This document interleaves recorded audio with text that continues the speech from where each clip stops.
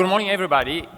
Great pleasure to be back here in Estonia, or as Thomas would have put it, in E-Estonia. What I'll do today, actually, I had prepared a different presentation for you, but when I was listening to the president's address just before, I thought I'd change it significantly. And I wanted to address some of the points he raised and how they could actually, some of these points about data, about the integrity of data, could really be more central to what we do. So I changed quite a bit of it while he was speaking. I want to start with this, which is really what we think is happening today, is this convergence of the digital and physical world. In jargon, you could say, is about cyber-physical systems entering our space, entering our cities. The digital and the physical converging, bits and atoms with us in the middle.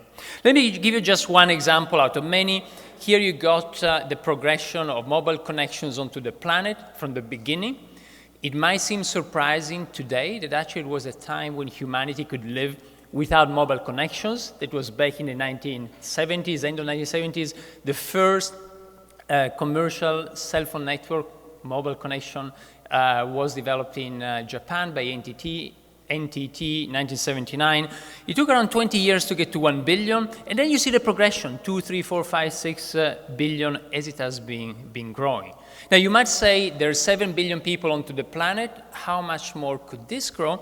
Well, according to Ericsson, we are just there, and in 2020 we might be at 50 billion connection. You may say, how could this be? Are we all going to have like 18 iPhones in our pockets? Well, not really. The point is that we started connecting people to people, and then more and more people to data, and then people to machine to data, and increasingly machine to machine. So things talking to other things, M to M, everything becoming connected. And what it is creating these incredible feedback loops we just heard about. Basically, we can know a lot about our cities, about our buildings, we can sense them, and then we can respond to this information. So we can do sensing and actuating at all possible scales. We can collect information from traffic and then respond to that. We can collect information from Uber, from Airbnb, and then respond to that information. We can actually understand our buildings, our cities, and create these feedback loops that help respond in real time, which is exactly when data integrity becomes an issue, because if something goes wrong in that feedback loop, well, then it could become a problem. So what's happening is that these kind of feedback loops are appearing everywhere in the city, and they're also generating an incredible amount of data. What you see here is an estimate that's now already a few years old. It's an estimate by Eric Schmidt, formerly at Google, and basically if you take all the data produced by humanity from the beginning till 2003, and there you got everything. You got Shakespeare and Goethe and Dante and everything humanity has ever produced. And then the same amount of data is what we produce now every 24 to 48 hours.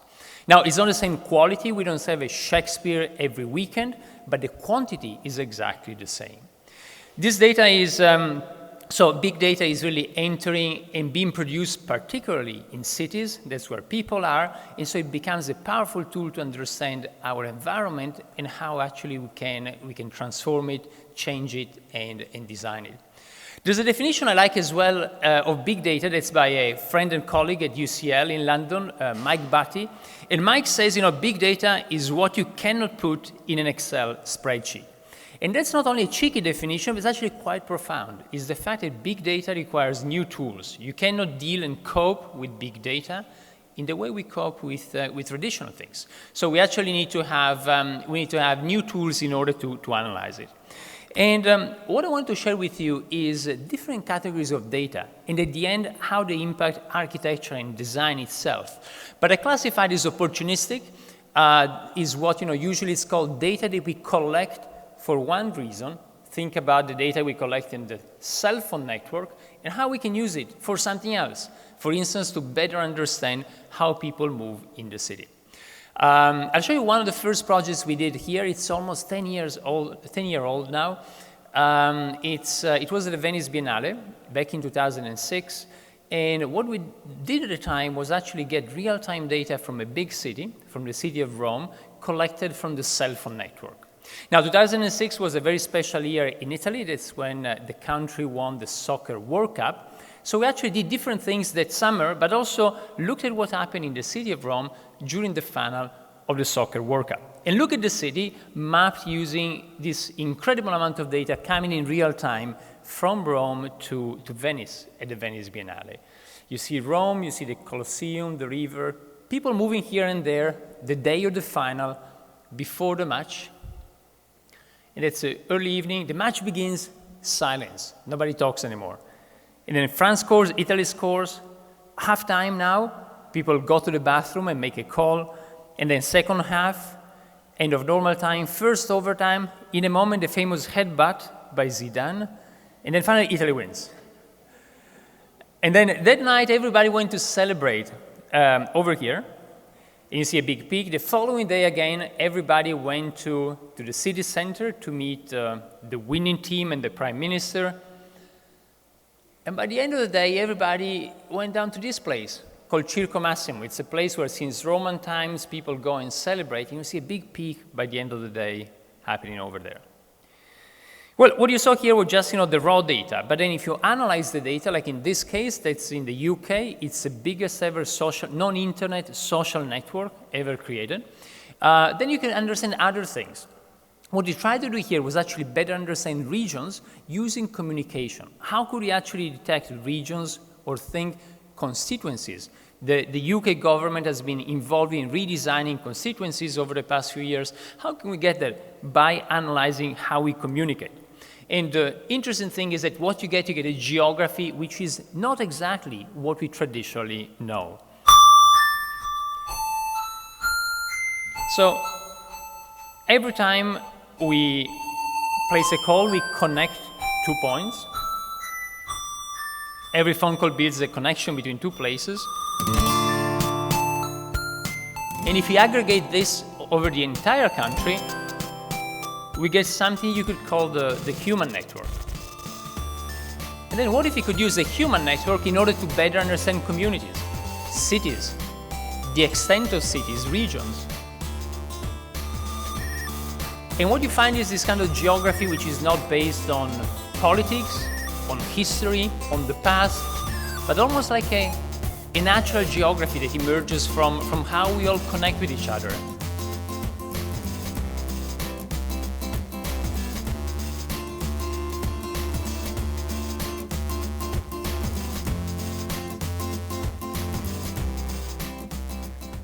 So really how we can actually use data in order to better understand cities, communities, and how we all organize with each other. Think about cities.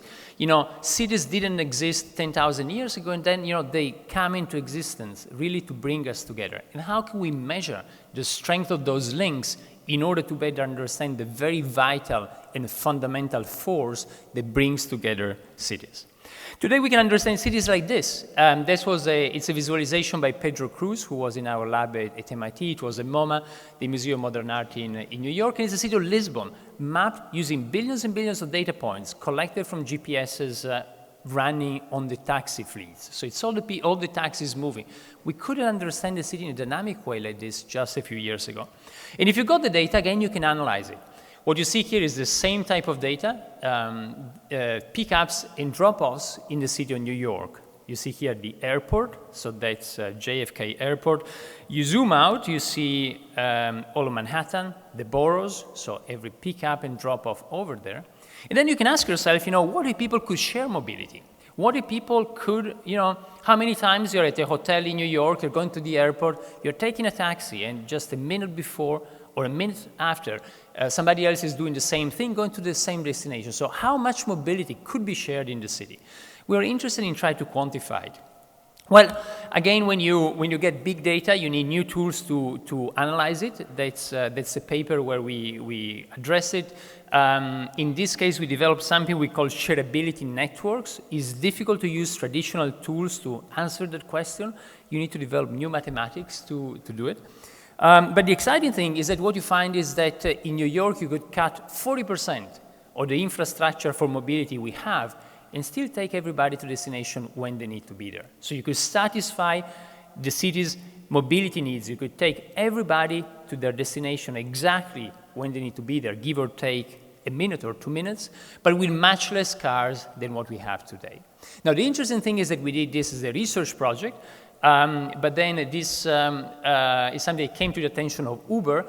We started collaborating with Uber since then. As you might know, Uber launched Uber Pool, which does exactly this. Uber Pool is about allowing two people who are going from A to B to share mobility. And every trip you have on a similar system, or system of trip sharing, ride sharing, then is something that takes away one trip from the street. It means less congestion, less energy consumption, less pollution on our streets, on our roads.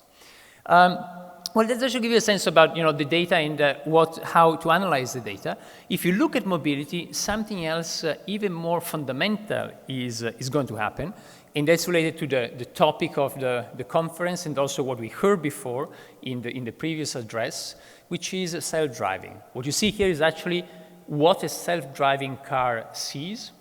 Is actually this 3D model, which is a little bit similar to the human eye, how the human eye sees things in the world around ourselves in 3 dimensions, the same thing that you get using different types of sensors, primarily LiDAR and also cameras. When you get this model, then that's what allows a self-driving car to navigate. And the self-driving cars today are a reality. As we speak, there's probably hundreds of them on roads in different parts of the planet. MIT has a bunch, Google, as you know, the big automotive companies. And the exciting thing for us is not the fact that you don't need to keep your hands on the steering wheel. That's totally secondary. Yes, you can shamelessly text while driving, but that's not the point. The point for us is that if you go self-driving cars, the car in the morning can give you a lift when you go to work, and then can give a lift to somebody else in your family, or to anybody else in the city. So what you're doing, you're blurring the distinction between public transportation and private transportation. And if you do that, if you combine what we saw before about ride sharing with the idea of car sharing that self-driving enables, you could run a big city. Think about New York, think about Tokyo, Singapore, Tallinn, any big city with 20% of the cars that you have today. You take everybody to destination, but removing from the roads 8 cars out of 10. And imagine the consequences of that for architecture, for planning, for building garages, for building parking spaces, how dramatic that could be and how different our cities could be. This is going to happen, is happening already, is going to happen very quickly. Supposedly next year we'll have the first self-driving car off the shelf, probably by Audi, an Audi A8 with level 3 autonomy, which means that in New York, you press a button, it will drive you on the highway to San Francisco. That's at least the plan that has been announced. But that is happening as we speak. If you look a bit further down the line, we'll see even more dramatic changes. And we heard before about traffic lights. Well, traffic lights, yes, came into existence when cars ended up on our roads. Traffic lights are a little over 100-year-old, and they look like this, and they were necessary in order to negotiate access to an intersection. But, if you got a system which is based on self-driving with a lot of intelligence, maybe you don't need traffic lights anymore. Maybe you can think about something like this. Don't try it yet. I gave a presentation in India a few weeks ago. They told me, so what's new here? So anyway, if you look at this, again, it's a beautiful mathematical problem. It's a planning problem, so it's a problem for architects, planners, and traffic engineers, but it's also a beautiful mathematical problem. One of the things we are doing today is looking at the algorithms to negotiate access to an intersection. Again, I think there's a beautiful space which is between architecture, technology, but also more and more mathematics and physics as well. So how you combine all of this. And what I'll show you now is the real traffic light, the real intersection that's in Singapore. What you see to the left and to the right is exactly the same number of vehicles approaching the intersection. But to the left, you see the most intelligent traffic light we got today. To the right, you see a slot-based system.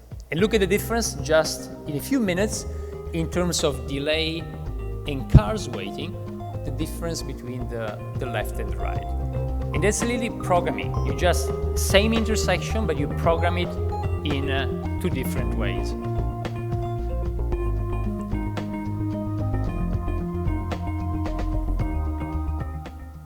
All right. Well, this was just, very briefly to look at data, how data can help us to transform the city, and in particular, opportunistic data we collect for something else, for running the cell phone network, the taxi network, the vehicle network, and how we can reuse it to program and understand the city. There's another type of data that is very, very common today, is data we all generate when we go online, when we post on Facebook, when we upload a picture. And that data as well can be very powerful to understand what's going on in the city. At the lab, we were one of the first groups to start looking into Flickr data. And Flickr, as you know, is a big repository of pictures. And if you look at where people take pictures, you can find out interesting things. So what you see here, for instance, is Tuscany.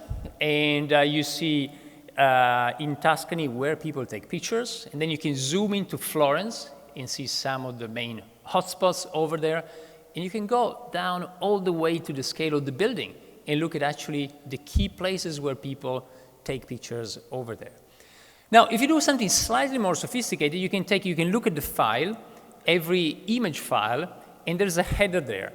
And in the header, you actually have the timestamp of when the picture was taken. Now, if you do that, you can build trajectories. So you know where people were and when they took pictures. If you do that, you get interesting things. Here, for instance, you see Italians and Americans as they move in Tuscany. Now, I got a question for you. Where are the Americans? To the left or to the right? You need to decide, and then you raise your hand. So Americans to the left, raise your hands. You need to make a decision, one or the other. Okay, yes? And Americans to the right. Okay, it's more or less 50-50. Well, Americans are to the left here. And Americans are to the left. You can imagine you go from the United States to Italy. You go once in a lifetime or once every 10 years, and you will go to the main cities. It's almost like an elephant's path. Everybody goes to the main places, Genova, Pisa, Florence, Siena, and Perugia. But if you're Italian, you've been there many times.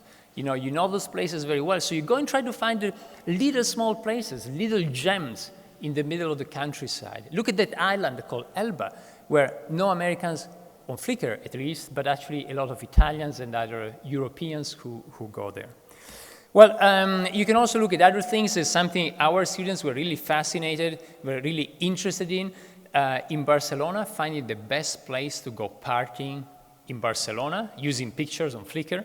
I think they even managed to get a scientific paper approved, proving this correlation between Britons and parties in the city. And then if you analyze actually the data, if you analyze the pictures, you can look at what's going on better.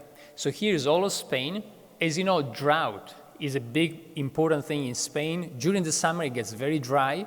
And because of that, you got a lot of fires and a lot of issues. Well, in this case, by looking at the color of the picture, just how much green you have, you can find a very simple way to monitor drought over the country. And we call the project Los Ojos del Mundo, the world's eyes. It's almost like appropriating the eyes of all of us, of the world, in order to understand what is going on, in this case, to see how drought progresses in the country. Well, this was just some examples with Flickr. There are many other types of data. As you know, Twitter data is also very common today. Can tell us a lot of things. Here we discover something that hadn't been seen before, that actually if we look at how we tweet, we can see how excited we are. And there's a beautiful mathematical relationship between the length of the tweet and actually the excitement on the system. So what you see here is long tweets and short tweets, is a golf tournament in the United States. The average is the yellow line. People tweet. And then during the round, you see the length decreases, and people tweet much more and much shorter.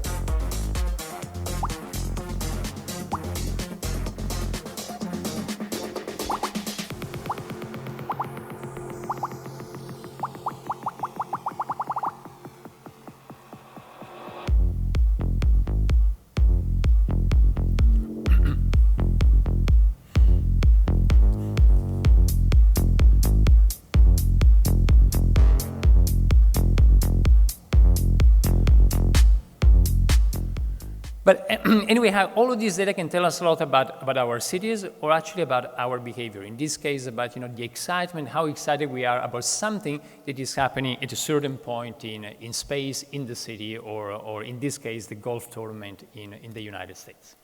Well, if you go to the third type of data, is about data that we sense.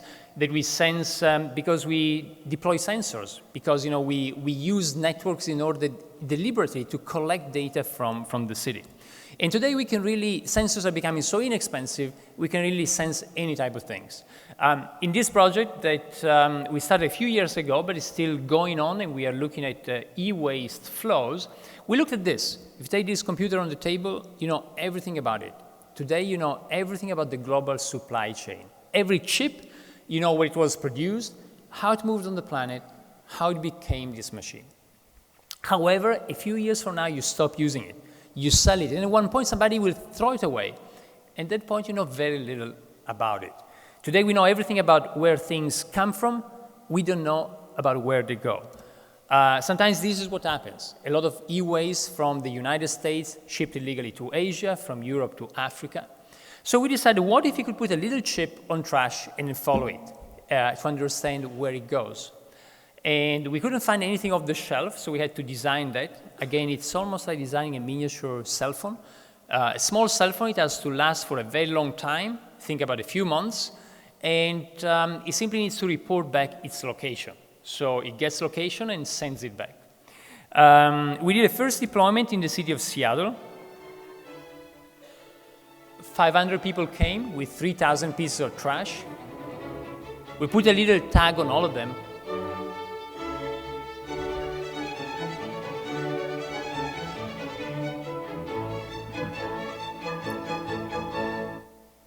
And after tagging all of them, we started following them.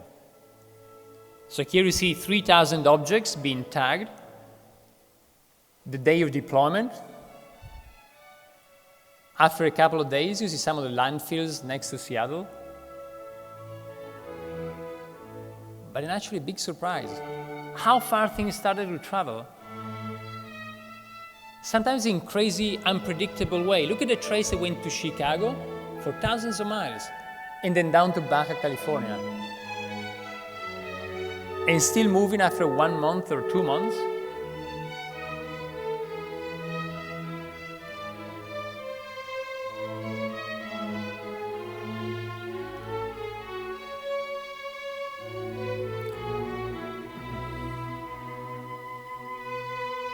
We thought the Farewell Symphony was the perfect music for that. Well, so basically we can put sensing on everything, even on trash. And here actually, I had more projects on architecture in a traditional sense, but I will show you some now. Actually, how all of this is also what enables our buildings to become more responsive, almost to become alive. In this project, we use sensing in order to create like an interactive building made of water. This was at the World Expo back 6 years ago. At the time, the theme of the expo was water. And we came up with this idea. The mayor came to us and said, can we do something with water, such a beautiful ingredient of architecture and planning for thousands of years? Can we do something in a new way? And the idea was, imagine you have a pipe, and on that pipe you got sensors that detect people where they are, and you got tabs opening and closing. Then you can create like a magic living wall, a wall where you can show text or images or patterns, but also it opens up when you approach it. The mayor liked the idea, so we got the commission to design the building at the entrance of the expo. It's called Digital Water Pavilion. All the walls are made of water. They said you can write on them. No doors or windows. When you approach it, it opens up to let you in. Inside also, all the walls expand and shrink based on how many people you have. The roof is also covered with a thin layer of water.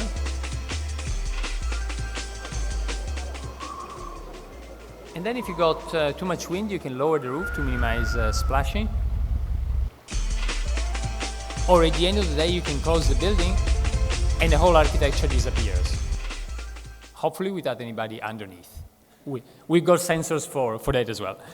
Well, here you see that before the opening, I like this picture because this guy you see has a trolley. The poor guy was going to the station, but stopped there to say, what the hell is happening here? Because actually the effect is quite magical. It looks almost like water is going in reverse when you got certain patterns that actually open up or close down based on how all the tabs respond. And here you can see actually digital projections on the top of water. Here you see myself trying not to get wet. And the reason I put this project in is actually, I put it right now because of what was mentioned by the president before, is about what happens sometimes when actually systems go wrong. And that happens to us one night. So this is a system, detects people, opens up, so you come in, but one night, all of the sensors crash. It was not malicious, but you got all these sensors that are controlled by a computer. The computer crashed. I think it was probably running Windows. And then, we were terrified. We didn't know what would happen. The building will keep on doing its own crazy things, like cuts and holes and so on, but without responding to people anymore. Well, that night actually turned out to be one of the most fun nights ever. That night, thousands of kids from all over the city came to the building to play a new game. Not anymore a building that opens up when you approach it, but a building that you need to engage like this.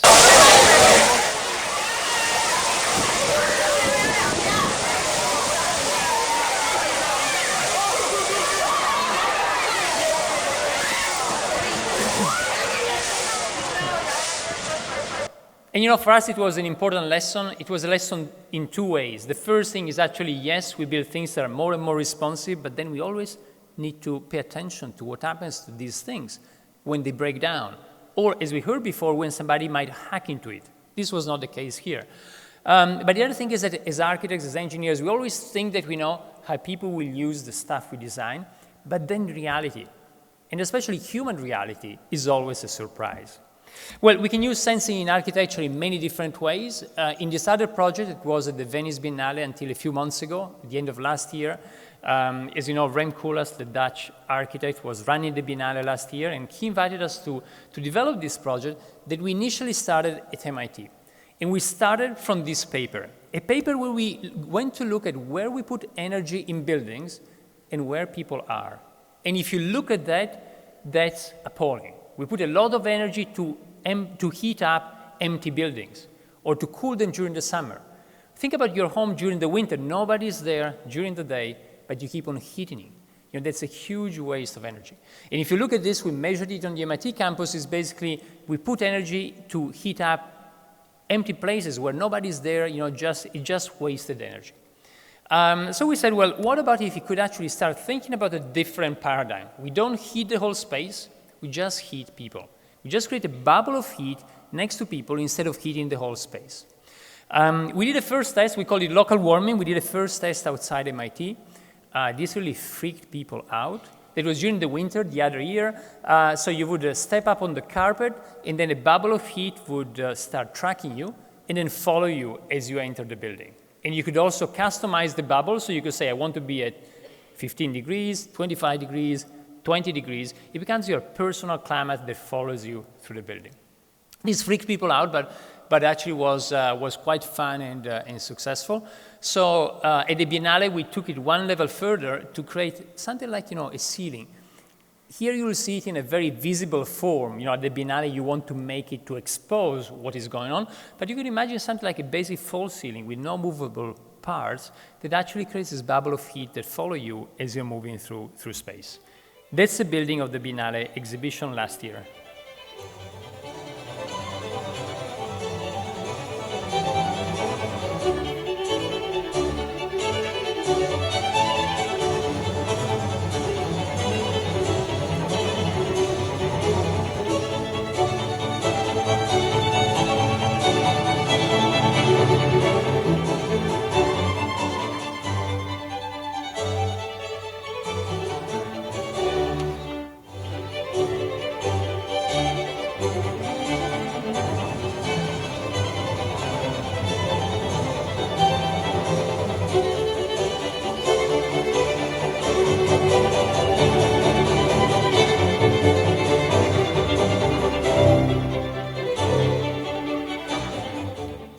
And you see you have all this bubble. As you move underneath, you got the heat following you instead of the opposite, what we normally do, which is heat up the whole place and then move inside the space.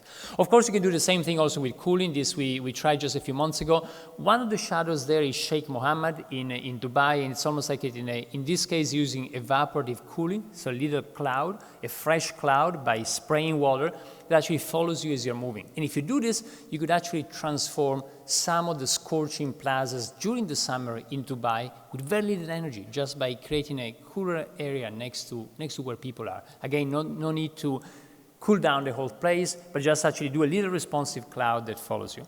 And the final thing I want to share with you again about sensing is the project which is exhibited here at the Biennale in Tallinn. That's a project for the Rio Olympics for next year. And here, usually you use digital in order to create something which is more dynamic, which responds, like the digital water pavilion we saw before. In this case, we try to do the opposite. It's a little bit like the Segway. In the Segway, you want to use the digital in order to be static. Can you do the same in this case to create a unique experience, which is how to stay float exactly at the level of the water? So what the system does, what the building does, the building was commissioned to us by a foundation in Brazil called Ar Futuro. And the idea they wanted really to play with water, because water is not only very important elements, but Brazil is going through a very important, very major water crisis. They're even thinking about rationing water in Sao Paulo, in some of the major cities. So basically, the idea, what they told us, can you do something that's both an icon, but also that brings people next to water and, teaches them about water? And we said, well, what better than creating a public space floating on water? But in this case, using responsive flotation, the same one you got with summer. Ooh. We lost that? You know what's...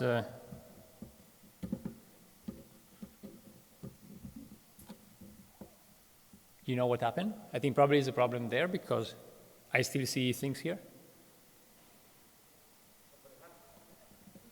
Somebody hacked it, yes.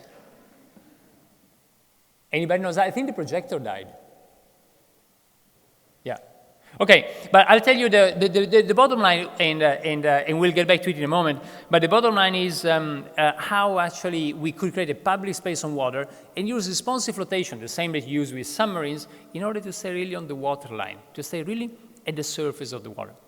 And so in a certain sense, it's again about using sensing, about using real-time control, not to create a dynamic system, but to create a static system, a static system which is normally unstable, but you stabilize it. If somebody goes over there, then you put a bit of, you increase or decrease the amount of air and water you have on the system in order to change the weight and adjust it so it's always exactly at the surface. I think I think it's coming back, the projection, it's turning on. And so, that was the idea, and that's a pavilion, so it's a public space. Think a little bit about the Serpentine Gallery in London, a place where people can go and learn about water and look at conferences and other things, kind of a symbol that can start with the Olympics and then continue afterward. And for those of you who will see the Biennale, there's a little model we did. Again, we didn't want to just show the project, but actually to do a little test of this responsive flotation. And what you see here is real water, and when you approach it, you see really the same thing, how this goes up and down by letting water in and out. And of course, you couple it with a system that controls the weight, and then you're able to stay always on the water line. So that's the way, there's two liquids and two different colors if you see them in the little model, but that's really showing what would happen in reality. By changing the weight, you use digital control and sensing, not to change, but actually to stay static. Well, I'll just wrap up with the last slide. We saw different type of data, and we heard before that sometimes something unexpected happens. And I'll show you something unexpected that happened to us when we were playing with tracking waste. And when we were doing that, we had a lot of computers and trackers in the lab, and a poor burglar came to our lab at MIT to steal stuff. And this poor guy didn't realize that he also stole a lot of computer and trackers that tell you where they go. And this is what happened.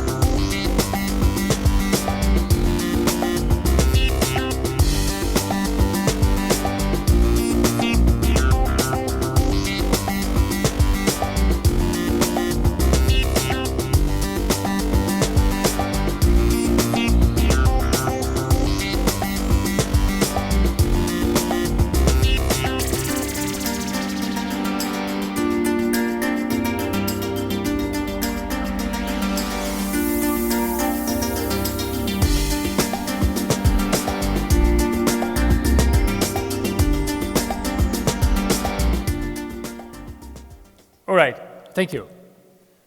Thanks.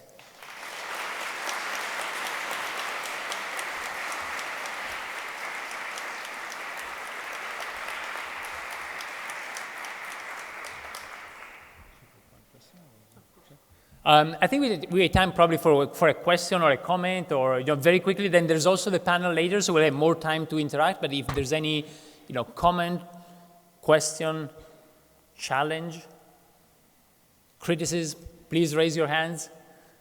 I can't see very well, but